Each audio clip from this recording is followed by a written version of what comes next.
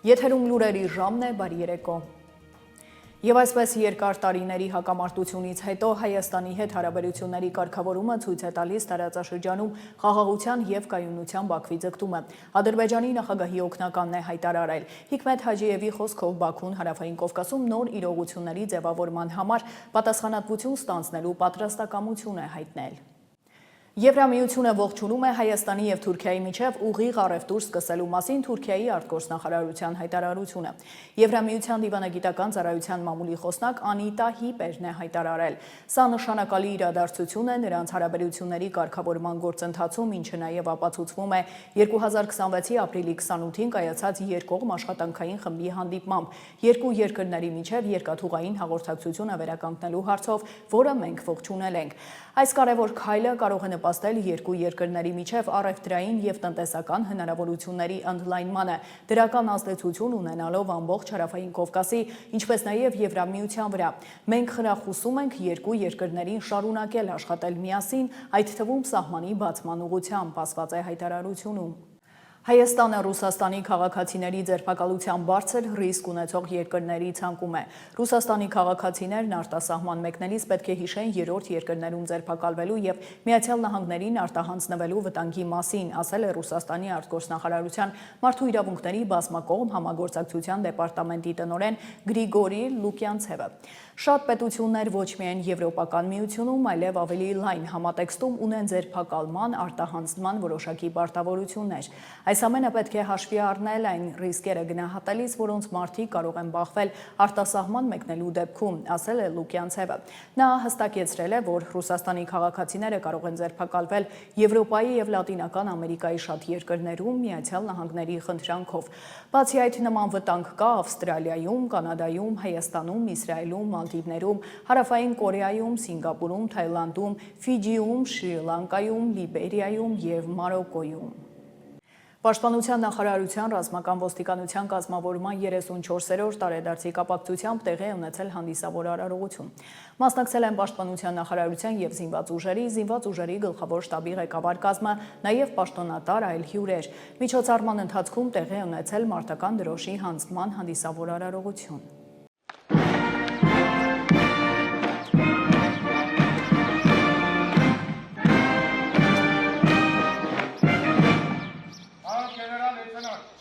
Ռազմական ոստիկանության անձնակազմը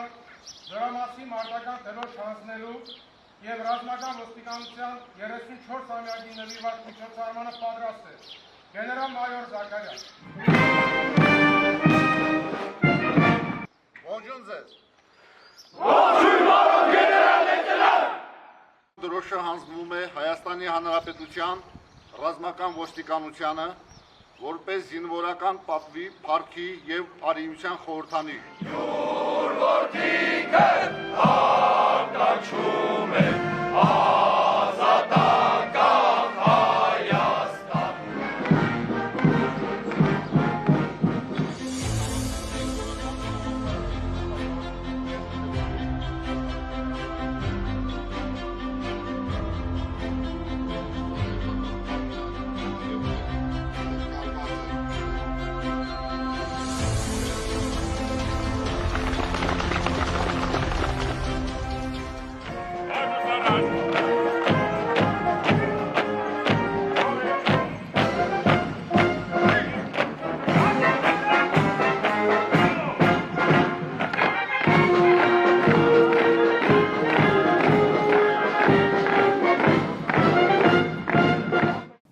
Շարունակենք, ձերբակալվել են Վալերի Բրյուսովի անվան պետական համալսարանի ամբիոններից մեկի վարիչն ու դասախոսական կազմից մի շարք անձինք։ Հակակոռուպցիոն կոմիտեն հայտնել է, որ նախաձեռնված քրեական վարույթի շրջանակում կաշառք տալու ստանալու մեղադրանքով են ձերբակալվել։ Լրատվամիջոցների տեղեկություններով ամբիոնի վարիչը Գայանե Եղիազարյանն է։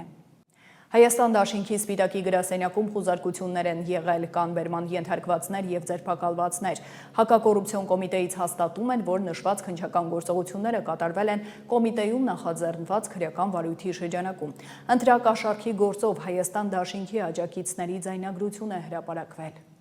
Հակակոռուպցիոն կոմիտեի ծառայողների կողմից իրականացված միջոցառումների արդյունքում փաստական տվյալներ են ստացվել այն մասին, որ Հայաստան կուսակցությունների դաշինքի աջակից եւ նույն դաշինքի սպիտակ բնակավայրում գործող գրասենյակի ղեկավարը Հայաստանի Հանրապետության նախագահի ազգային ժողովի հերթական ընտրությունները նշանակելու մասին հրամանագրի 2026 թվականի փետրվարի 7-ին ուժի մեջ մտնելուց հետո բարեգործություն իրականացնելու օրենսդրական արգելքի պայմաններում ընտրող հանդիսացող Լոռու մարզի բնակչին անհատույց տրամադրել է դրամական միջոց։ Բացի այդ, այլ անձանց հետ խոչընդոտել է նույն մարզի բնակչի ընտրական իրավունքի ազատ իրականացմանը, որը դրսևորվել է վերջինիս նկատմամբ բռնություն գործադրելու սպառնալիքով։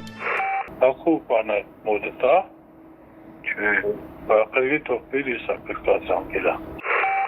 Դու բանկ բանես գյոտ շտին կթող։ Մի բանկ է Ընտրեկն եկա նախվեր։ Հետո Այդ ինչ կա այստեղ նախվեր։ հետո ինչ էր։ Սով նորմալ է։ Կամ կասի։ Եվ շատ կթողաս։ Ելում է տենան։ Բաչաղան ով ունենք։ Բաչաղան արամակա տենակում է շուտ տալ, էլի բաթոին, գեղապետին, համարը կա են դրեք։ Հատե գևորքին կասում կտա այդ համարը։ Դա եթե չէ, բանը կրկեք նորայր նաստրի։ Դու զետ նաստրապան անի։ Դեղուն կտամենա 65-15 բեյի։ Լավ հիգետ ծերս կրկի, դա Չա։ Ինչ կարախտեր։ Ազիս ես ընտրությունների մարի աստ։ Հա, ենա դե բան ենք էլ ախտերոն կուրսի։ Ինչ, ումտ բան, ես ում մարը գիտե։ Դե լասա, չգիտեմ ասինք։ Քոչարյանի։ Հա? Քոչարյանի մարը։ Հա, վերեմ քեզ։ Բա մենք ախտեր ենք 3 դեղվեցի, բայց դե ասի չեմ էլ կարա զանգեմ ծեն հանեմ։ Ինչ է։ Որ գրեխ իրարը շատ գոնեմ։ Այդ մոմենտի որ կշտի շատ էր չէ յանի։ Միամիտ ասեց Արտուրան, վախնասի առեց մի բանը։ Չէ, հա, այն Էպադի դոս չկա, ցավը տանեմ, դե ցավոր։ Գիտես որ քո համար կայնած կապել այդ բանների որ։ Սազա։ Բաց հոջանել ես նրա չեմ անկապի ներվային ենք նեմանա ինչ ասեմ ես չի հասկանեմ։ Ես մենակ իրան ասի վլաստը որ փոխվի ես քո հետ վաղ կխոսամ։ Դա տենամ հմիում տա հիսնեսանը։ Ես լիարա որ թաուր մարդեն։ Չէ, բրախեցի մաշա ներվային են գազի։ Հա, ինչ է ռոբի հետ էր մանկալի։ Սմանկա բա ինչ կանեն։ Դե բան բուդուշի քաղաքապետն ու քաղաքապետի տեղակալն են։ Հա, այդ արդեն դիր աշտակ պատրոնին էր պանեմանը։ Տամեր։ Հա, բանա։ Մե ոնց որ գիտես ոնց մինեն տինա փախչեմ չեմ ճոգը մեզ լակոտի։ Ասի հանկարծ պատրոն մացոյի ասածը դու գիտես որ մացունա։ Աչե Խարեբ ջան, մացոյի ասածը մացուն որ ասեց всё ենա։ Դու գիտես մացոյի ասածի սմարտ բանա միշտ ամեն օր հիշեցնում եմ թուրի։ Ասում եմ, այն որ բաներալը մացունա կայնեմ, ոչ թե ուրիշնա կայնեմ քո կշտին։ Հա, ախպեր ջան, հա, միշտ հիշեցնում եմ։ Ռուբոնել ասում ով մացոյին կասի հա, ու չինտի նրա մերուկնիկը։ Արումոր շատ ապիսը։ Լավ ան։ Դեպքի արդիվ հակակոռուպցիոն կոմիտեում նախաձեռնվել է քրեական վարույթ, ձերբակալվել են մի շարք անձինք, կատարվել են խուզարկություններ եւ վարութային այլ գործողություններ։ Հակակոռուպցիոն կոմիտեն տեղեկացնում է, որ ընտրական գործընթացների օրինականության ապահովումը շարունակում է մնալ որպես առաջնահերթություն եւ ընտրական բնույթի բոլոր իրավախախտումները գտնվում են կոմիտեի ամենօրյա ուշադրության կենտրոնում, հիշեցնելով, որ ընտրակաշարք տալու եւ ստանալու համար նախատեսված է 7-ից մինչեւ 8 տարվա ազատազրկում։ Հորդորում ենք զերծ մնալ ընտրական գործընթացի նկատմամբ ցանկացած ապօրինի ներգործությունից, ապահովելով քաղաքացիների ազատ կամ արտահայտման իրավունքը։ Ընտրակաշարքի գործով 2 անձ կալանավորվել է, մեկի նկատմամբ կիրառվել է տնային կալանք։ Հակակոռուպցիոն կոմիտեն է տեղեկացնում։ Նախորդային կոմիտեից հայտնել էին, որ ծառայողների օպերատիվ հետախուզական միջոցառումների արդյունքում փաստական տվյալներ են ստացվել այն մասին, որ մեր ձևով ազգային արժեքների պահպանության հասարակական կազմակերպության գրասենյակի ղեկավարն ընտրությունների ընթացքում ուժեղ Հայաստան կուսակցության օգտին քվեարկելու պայմանով ընտրելու իրավունք ունեցող մի շարք քաղաքացիների տվել է ընտրակաշարք։ Դրանից բացի նույն անձը ընտրությունների նշանակման որոշումն ուժի մեջ մտնելու օրվանից մինչև ընտրությունների արդյունքների ամփոփումը բարեգործության անվան տակ ընտրող հանդիսացող Երևանի բնակչին վիրահատության համար անհատույց տվել է գումար։ Դատախազությունը պահանջում է Աղվան Հովսեփյանի եղբորից Ռուբեն Հովսեփյանից հօգուտ պետության բռնագանձել 3 անշարժ գույք շուրջ 237 միլիոն դրամ։ Հակակոռուպցիոն դատարանը վարույթ է ընդունել գլխավոր դատախազության ապօրինի ծագում ունեցող գույքի բռնագանձման վերաբերյալ հերթական հայցադիմումը։ Ապօրինի ծագում ունեցող գույքի բռնագանձման գործով վարչությունը պահանջ է ներկայացրել դատարանին Երևան քաղաքի Աջափնյակ վարչական շրջանի նախկին ղեկավար ազգային ժողովի նախկին պատգամավոր Ռուբեն Գառնիկի Հովսեփյանից և նրան փոխկապակցված անձանցից հօգուտ Հայաստանի Հանրապետության բռնագանձել 3 անշարժ գույք, որոնցից 2-ը Երևանում, 1-ը Աշտարակ համայնքի Արտաշավան բնակավայրում, 1 տրանսպորտային միջոց, 1 իրավաբանական անձում մասնակցություն 236 միլիոն 827 հազար դրամ որպես ապօրինի դրամական միջոցների մնացորդ։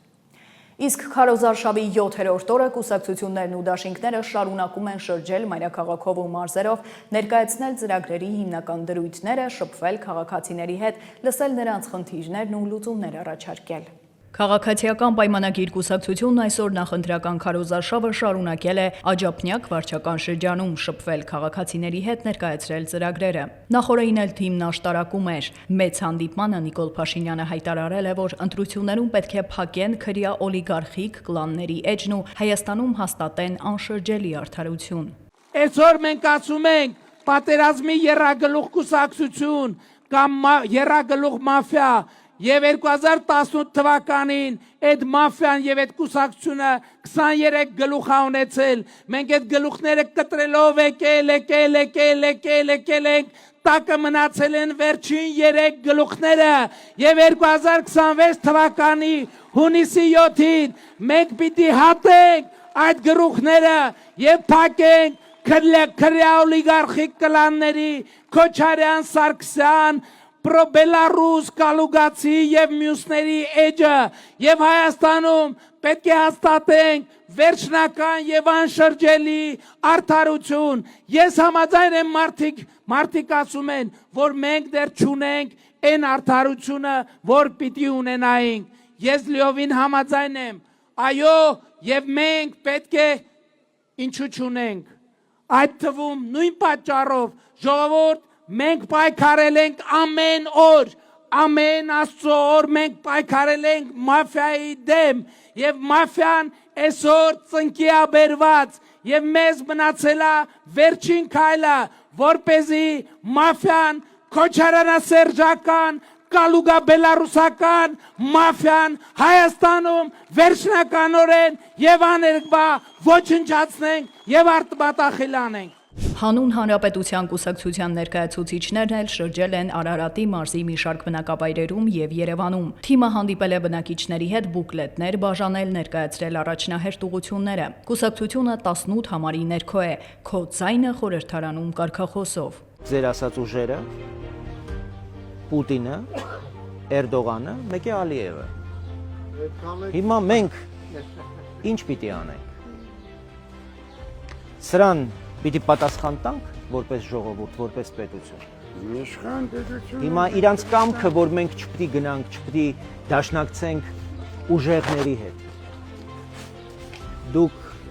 որ մեկի մասին պատկերացում կամ տեսակետ եք կազմում, ասում եք, ով են դրա ընկերները։ Հայաստանը,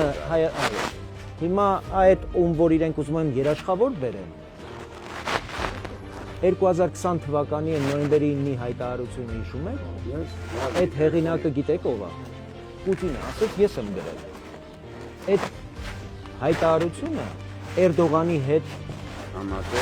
այո, պայմանավորված հայկական պետականությունը կազմալուծելու, չեղարկելու վերաբերյալ պայմանավորվածություն։ Ռեֆորմիստների կուսակցությունն էլ շրջել է տարբեր վարչական շրջաններում ներկայացրել ծրագրեր։ Անվտանգությունից անվճար կրթություն, առողջապահություն, բազմաթիվ ծրագրեր են խոստանում։ Զարգացող Հայաստանի համար կարևոր է յուրաքանչյուր քվե, իսկ երկրի ղեկավար պետք է դառնա մարդ, որը պատկերացնում է այդ խնդիրները։ Կուսակցության անդամները կոչ են անում չհավատալ կեղծ խոստումներին։ 10 օր կշրջեն մայրաքաղաքում, ապա կսկսեն մարզային այցերը։ Դու կարող ես խաղաղության պայմանագիր ստորագրես, որ ասես կա խաղաղություն, բայց դա այդպես չի։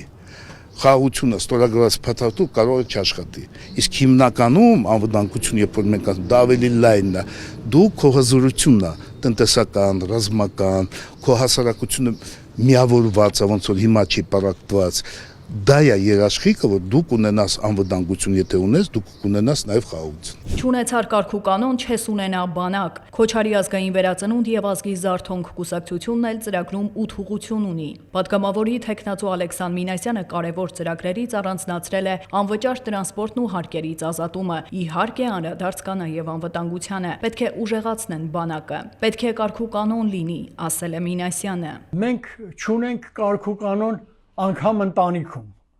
Գիտեք, ես հիշում եմ դեռ ես փոքր էի եւ ինձ ստիպում էին թեյ խմել, երբ որ գդալը պետք է ձայն չաներ ապակուն կպչելով։ Եթե ուտում էի ինչ-որ բան, պետք է այն ձայն չաներ։ Եթե ուտում էինք, ուրեմն պիտի լռեինք։ Հետևաբար ասել, որ կարգ ու կանոնը կարևորագույնը չէ, այդպես չէ։ Չունեցար կարգ ու կանոն, չես ունենալու բանակ, որտեվ բանակը ինքը արդեն իսկ տարբերվում է ֆիդայական շարժումից, աշխարհազորից նրանով, որ կարգ ու կանոնը գոնե մի գլուխ պետք է ավելի բարձր լինի։ Ունեցար կարգ ու կանոնով բանակ, ուրեմն կունենաս հզոր ապահովություն։ Եթե ունեցար կարգ ու կանոն, ուրեմն քո արտադրանքը, արտադրամասում կլինի դա, ֆաբրիկաներում կլինի դա, պետք է լինի որակյալ։ Հետևաբար խոսքը նրա մասին է, որ այո, անպայման կարգով պետք է մենք հետևենք մեր կարգ ու կանոնին, ճշտագործությանը, ճշտապահությանը, ճիշտ խոսելուն։ Դրանք կարևորագույնն են, որ ուժեղացնում են մեր ազգը։ Հավատ, հայրենիք, ինքնիշխանություն կարգախոսով ազգային ժողովրդավարական Բևեր կուսակցության թիմը Տավուշի մարզում էր։ Բերդում, Իջևանում, Դիլիջանում շրջել են, շփվել քաղաքացիների հետ, ներկայացրել իրենց ծրագրերը։ Քվեաթերթիկում 8-րդն են, ընտրական ցուցակի առաջին համարը Գևորգ Կարապետյանն է։ Հայտարարում են, թե վերականգնելու են Հայաստանի տարածքային ամբողջականությունը, լուծելու են Արցախին միացման հարցը եւ այլն։ Ընտրեք ազգային ուժին։ Ազգային ժողովրդավարական Բևերը վերականգնելու է Հայաստանի տարածքային ամբողջականությունը։ Մենք միջազգային դատարանում լուծելու ենք Արցախի միացման հարցը։ Սահմանադրական բարեփոխումներ ենք իրականացնելու։ Հռչակելու ենք առաջին հանրապետության իրավահաջորդը։ Դիմելու ենք միջազգային դատարան եւ տեր ենք կանգնելու մեր միջազգայինորեն ճանաչված սահմաններին։ Ազգային ժողովրդավարական Բևերը մենք հրաժարվում ենք սովետական Հայաստանի իրավահաջորդությունից։ Ես էլ համակիրն եմ 10 թվականից, միակ ազգային ուժ։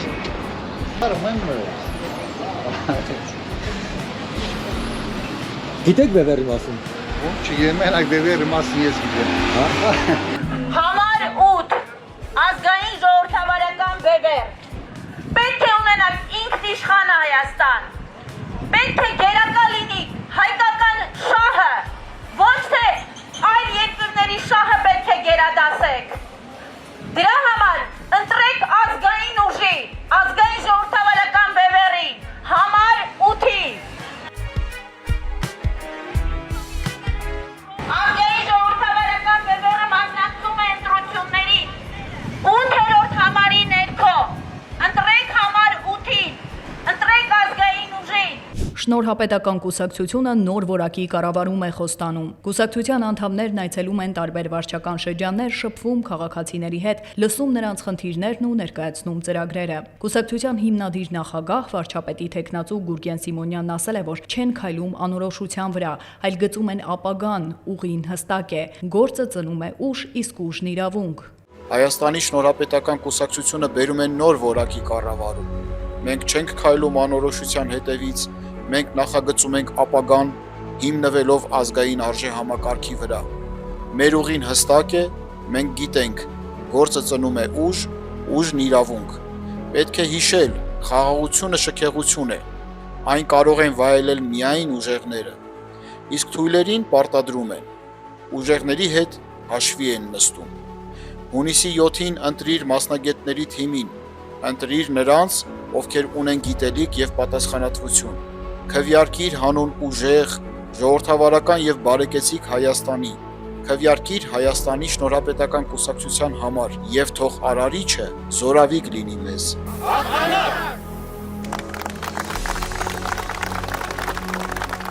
Կառուցենք կարգին երկիր կարգախոսով Նորուշը ներկայացրել է նախընտրական ծրագրի հիմնական դրույթները։ Հայկ Մարությանը Facebook-ի էջում խոսել է Հայաստանի եվրոպականացման ու դրան հասնելու հսկայական աշխատանքի մասին։ Եվ այսպես հենց առաջին կետով գալիս է եվրոպականացումը։ Հիմա կասեք ԿՊՆ-ը դա ասում։ Այո, ասում է, բայց չի անում։ Եկան պարլամենտ, քվեարկեցին եւ գնացին իրենց գործերով։ Ինձ թվում է այսօր քնելու ես վաղազարդես միանգամից հայտնվես Եվրոպայում ազատ վիզաներով, բարձր աշխատավարձերով, լավ եւ ուրախ կյանքով։ Բայց դա այդպես չէ։ Դրա համար շատ մեծ ծավալի աշխատանք է պետք կատարել։ Եվ հենց առաջին հերթին այդ աշխատանքը պետք է կատարի կառավարությունը։ Եվ իհարկե մենք բոլորս ժողովուրդը։ Ինչ է պետք անել։ Պետք է բարձրացնել եւ հասնել եվրոպական ստանդարտների մեր տեղական արտադրությունը, որպեսզի եւ մենք օգտվենք եւ կարողանանք դուրս գալ եվրոպական շուկա։ Բարձրացնում ենք եւ հասցնում ենք եվրոպական ստանդարտների մեր արդարադատությունը, մեր բնապահպանությունը, խոսքի ազատությունը, մամուլի ազատությունը եւ այլն եւ այլն եւ այլն։ Կասեք մի րոպե, Ռուսաստանը չեն թողնելու, խառնվելու են, կանգնացնելու են։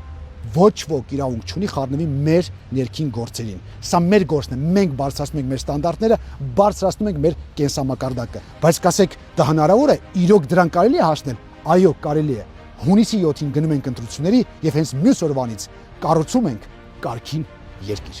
Հայ զինվորից խիզախ նվիրված հայրենասեր զինվոր չկա։ Հանրապետություն կուսակցության թիմը Սյունիքում էր։ Կուսակցության նախագահ Հարամ Սարգսյանը խոսել է Հայաստանի զարգացման, անվտանգության եւ այդ համատեքստում բանակի հզորացման մասին։ Ես Հայաստանի զարգացումը տեսնում եմ Հայաստանի տնտեսության զարգացմամբ։ Հայաստանի անվտանգությունը տեսնում եմ Հայաստանի բանակի զորացմամբ։ Հայաստանի բանակի զորացումը տեսնում եմ Հայաստանի բանակին լավ սպառազինություն գնելով, որտեղ հայ զինվորից խիզախ նվիրված հայրենասեր զինվոր չկա։ Հայ զինվորին պակասում է ժամանակակից 6-րդ սերնդի ուժեղ սպառազինությունը։ Հայաստան դաշինքի անդամներն էլ Ռոբերտ Քոչարյանի գլխավորությամբ արտիկում էին։ Նրանք շփվել են քաղաքացիների հետ ներկայացրել իրենց ծրագրերը։ Անվտանգություն, արտաքին քաղաքականություն, Երևանյան խցանումներ, տուգանքների համաներում գույքահարկ։ Դաշինքի վարչապետի թեկնածուն բազմաթիվ թեմաների է անդրադարձել։ Մեզ պետք է առողջ Երևան, զարգացող Երևան։ Ով պետք է դանի այսօրվա ությունը չեն կարա 8 տարվա ընթացքում ավելացնելով պարտքը 8 միլիարդ դոլարով չանել ոչինչ մայրաքաղաքում դա անհարգալից վերաբերմունք է, դա արհամարանք է, մենք սա շտկելու ենք։ Երևանը իսկապես երևանցիների համար դառնում է պրոբլեմային։ Մենք չենք կարող մեր կյանքի մի մասը անցկացնել խցանումներում։ Իսկ պրոբլեմները աճում են։ Ես ուղղակի հիշեցնեմ 2000 թվականների սկզբից նկատել ենք, որ խնդիր է առաջանում խցանումների եւ կանխարգելիչ քայլեր ենք ձեռնարկել։ Այնինչ որ տեսնում եք քաղաքում ամբողջը կառուցված է այդ տարիների ընթացքում եւ այն ժամանակ հարցը լուծեցինք, բայց կյանքը զարգանում է եւ պետք է շարունակել։ Չեն անում, չեն կանխատեսում, չեն գուշակում, չեն մտածում, թե ինչ է լինելու 2 օր հետո։ Եվ դրանից տուժում է երկիրը բոլոր հարցերում իդեպ, ոչ միայն Երևանի վերաբերյալ, անվտանգության հարցերում, արտաքին քաղաքականության հարցերում։ Պատրաստ են փչացնել հարաբերությունները բոլորի հետ չմտածելով, թե ինչ հետևանք է դա ունենալու մեր ժողովրդի համար։ Այդ հիմար օրենքը գույքարկի մասին փոխելու ենք։ Համաներում է լինելու այս բոլոր տուգանքներին, այդ բոլոր հիմարություններին, որ մեր ժողովրդին սարքել են ուղղակի պատկերում խրված մի ժողովուրդ։ Էլ վարորդական, էլ չգիտեմ ինչ, իսկապես տուգանքի մատերիալ են դարձրել։ Եթե համեմատեք տուգանքների ծավալը իմ ժամանակների հետ համեմատության եզրեր չկան, 100-ապատիկ անգամ աճել է ամեն ինչ, ոնց որ ընկել են մեր ժողովրդի հետևից։ Այժմ առաջարկում եմ ծանոթանալ աշխարհում կատարվող իրադարձություններին։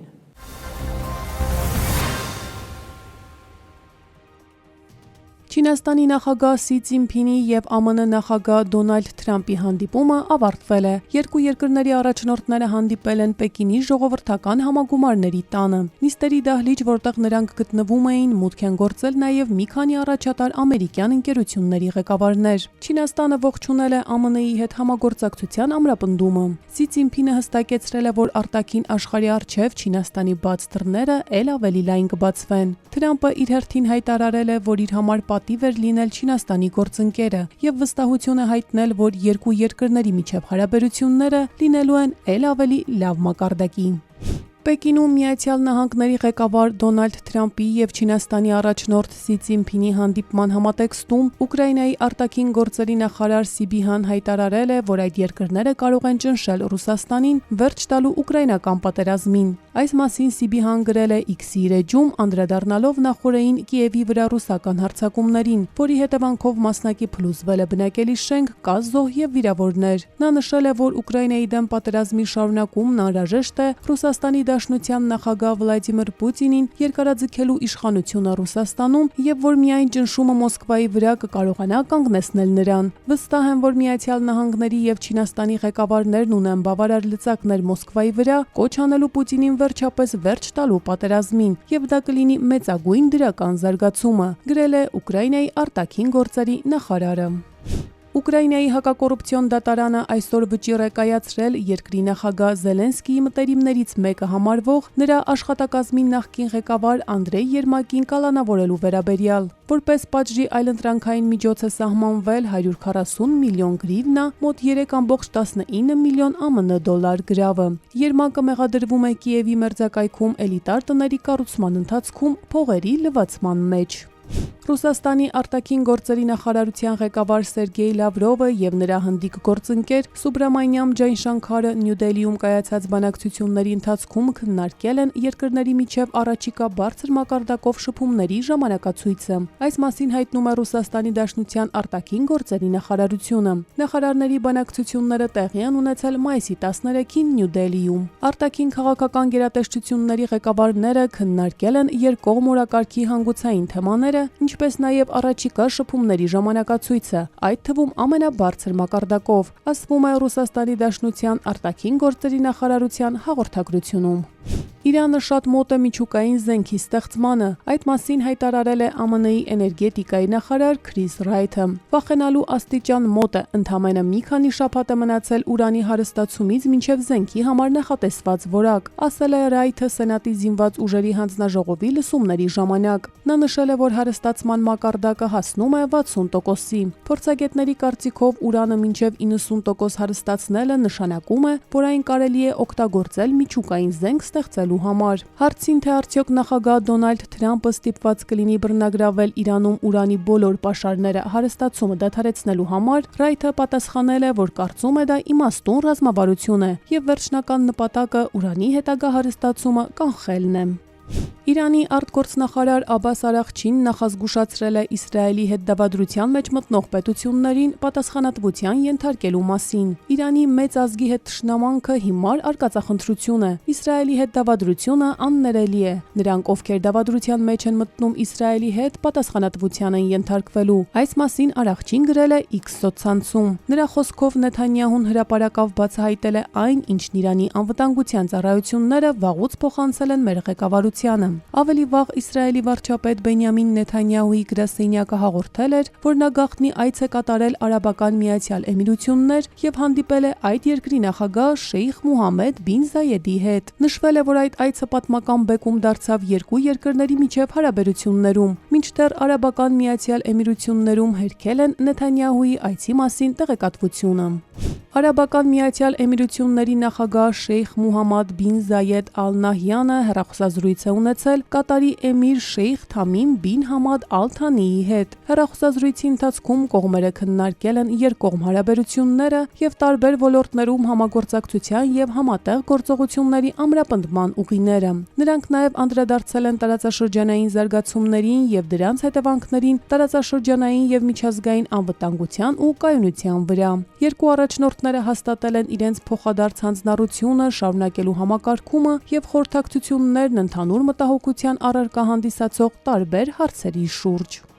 Լատվիայի վարչապետ Էվիկա Սիլինան հրաժարական է տվել։ Վարչապետի հետ միասին հրաժարական է տալիս նաև ամբողջ նախարարական կաբինետը։ Հրաժարականն ուժի մեջ է մտնելու այսօրվանից։ Հրաժարականի պատճառները տնտեսական աճող խնդիրներն ու ուկրաինական անօդաչու թռչող սարքերի հետ կապված միջադեպներ։ Սիլինան հրաժարականի մասին հայտարարել է պաշտպանության նախարար Անդրիս Սպրուցի հրաժարականից հետո, որը տեղի էր ունեցել Լատվիայի տարածքում ուկրաինական անօդաչու թռչող սարքերի խոցումից հետո։ Արմինե Գևորգյան, Update լրատվական։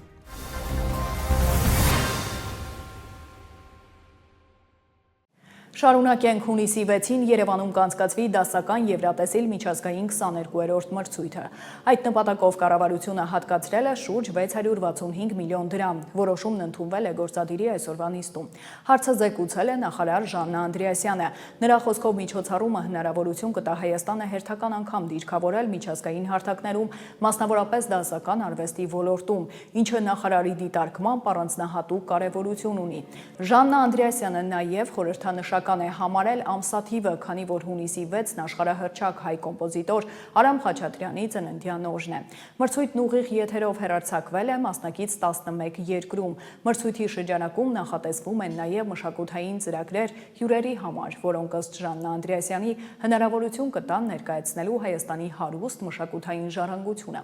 Փոխվարչապետն էլ հետաքրքրվել է դետալներով, տոմսերի քանակ, վաճառք եւ այլն։ Սա շատ հետաքրքիր մի ձևաչափ է, որը հանրային հեռուստաընկերության եւ Եվրոպական հեռարձակողների միության համատեղ ջանքերով է իրականացվում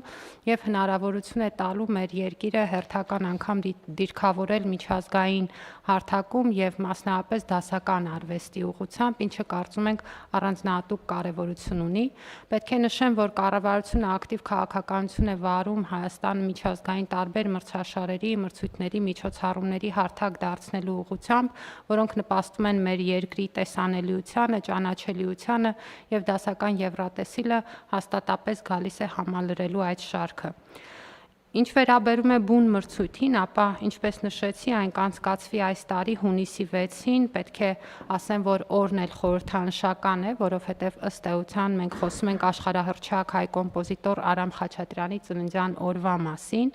եւ այդ օրը դասական արվեստի միջոցով եւս մեկ անգամ կընդգծվեն մեծանուն կոմպոզիտորի անվան եւ ստեղծագործական հարուստ ժառանգության արժեքն ու նշանակությունը։ Պատահական չի նաեւ, որ մրցույթը անցկացվելու է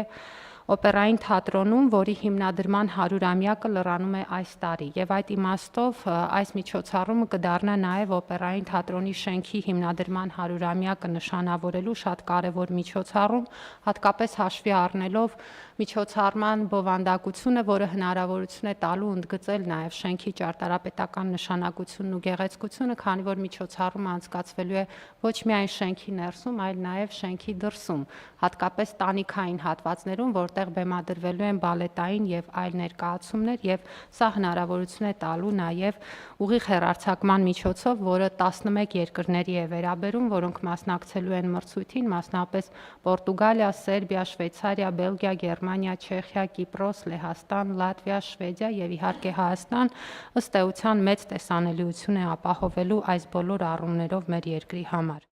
Իսկ դահլիճ ինչքան մարդ է տեղավորում։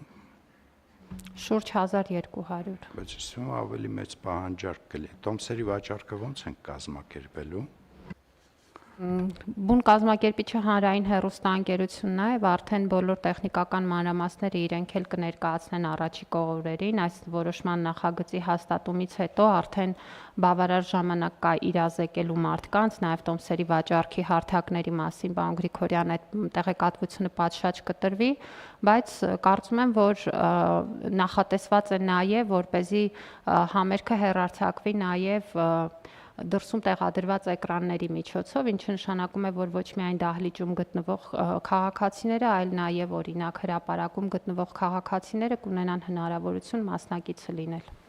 Շատ լավ, Տիկին Անդրեասյան, ուղղակի հենց անենք, որ արհեստական միջնորդներ չհայտնվեն էլ այդ վաճառքի process-ում, որտեղ այնուամենայնիվ կարծում եմ միջոցառումը շատ լավն է, շատ հետաքրքիր է հանրության համար, տեղերը քիչ են։ Շատ լավ, պարոն Գրիգորյան, առանձնահատուկ ուշադիր կլինենք այդ հանգամանքին եւ քանի որ նույն օրերին մեր քաղաքում տարբեր իրադարձություններ են, այդ թվում նաեւ գինու օրերն են, վստահաբար այդպես տարբեր տեղեր ունեն մարդիկ գնալու, հոսքերը կարծում եմ կբաժանվեն։ Եվ տեղումները շարունակվում են մինչև մայիսի 18-ը ժամանակ առ ժամանակ առանձին շրջաններում եւ մայրաքաղաքում սպասվում է կարճատև անձրև եւ ամպրոպ։ Տեղ-տեղ հնարավոր է կարկուտ, օդի ջերմաստիճանը վաղվանից կնվազի մի քանի նիշով։ Այսքանը դուք դիտում եք Update լրատվականը, հաջողություն։